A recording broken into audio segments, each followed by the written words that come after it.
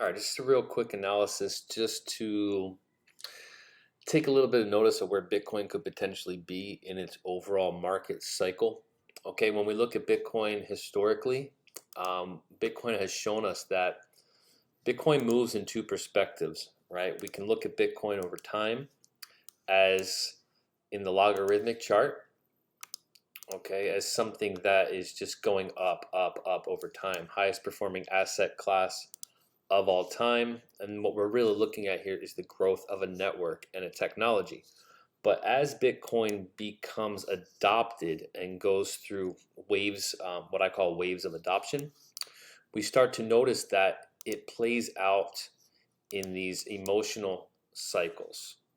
Okay, so every time Bitcoin makes a large wave of adoption, Bitcoin creates the emotional cycle. 2013, in 2017, and I believe we're making it again here in 2021. Now, when you look at these cycles themselves individually, these are the emotional cycles that we see in all markets, but they're very profound on larger time frames with Bitcoin. So just to summarize, as Bitcoin is the highest performing asset class of all time, we're really looking at the logarithmic chart of a technology becoming adopted, and basically the adoption of a network and a technology. But as it makes these waves up of adoption, it creates the emotional cycle, which really is loss for the majority. Okay. Now, when we start to compare these cycles individually to each other, we start to see some really interesting things, because when we go back here, what I have noticed is that every cycle, okay, let's go back here, pull this into frame. Okay, if we look at Bitcoin in its very first cycle that it ever made in 2013, I'm sorry, in 2011, if we go all the way back here, okay, we look at the first cycle that Bitcoin ever made here, when it went from a penny to $32 and then back to $2.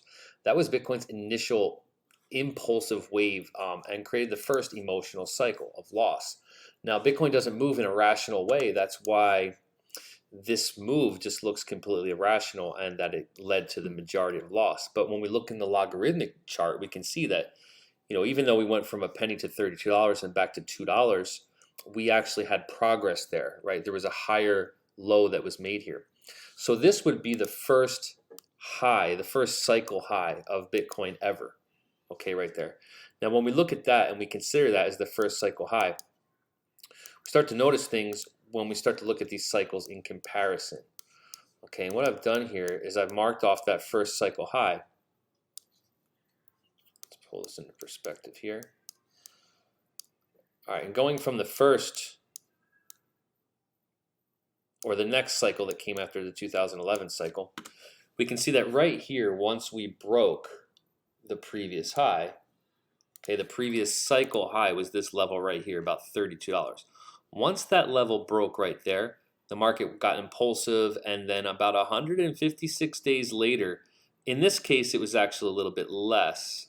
It was about 130 days, but right about 156 days later, the market, or about 150 days later, so the market pushed off of this level and continued for another more or less 120 days till it reached cycle peak.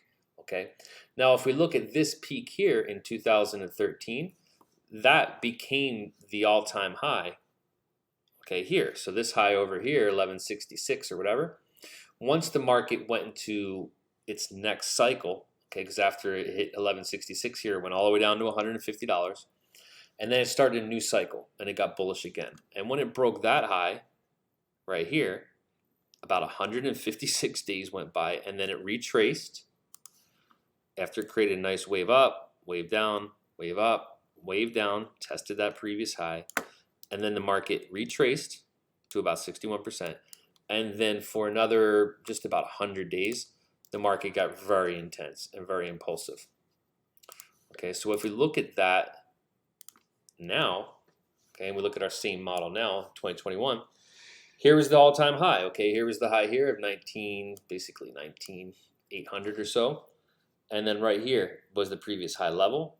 once we broke that level with a new cycle, okay, we are about 156 days now into this thing, and we're coming right back down to the 618 level. So if this market structure holds true and we find support in this level, the market could be setting itself up here for another, just about another 100 days of trade that goes parabolic into this block. Okay, so more or less every time after the market broke its previous all-time high, previous cycle all-time high, and then it went for about a little over 2 months or so, 3 months. I'm sorry, 5 months or so, the market found support and then went completely parabolic after it washed out all of the previous buyers from the last cycle. So it looks like we're doing the same thing here in 2017. It went up, came down, went up, came back down, tested this, washed out a lot of people here on the sell-off, and then it went parabolic. So it's kind of the same thing here. We're about 156 days since we broke this previous all-time high.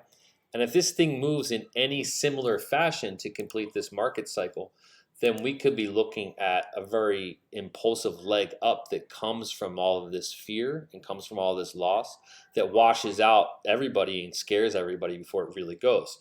So if that happens, then we'd be looking at maybe another 90 to 100 days, putting us somewhere in August or September for a cycle peak that I think could reach us up towards anywhere from 250 to 275. All right, so this is mainly for just historical documentation purposes, but it's very interesting to notice how this thing moves in cycles, and the time really does seem to be lining up here as well.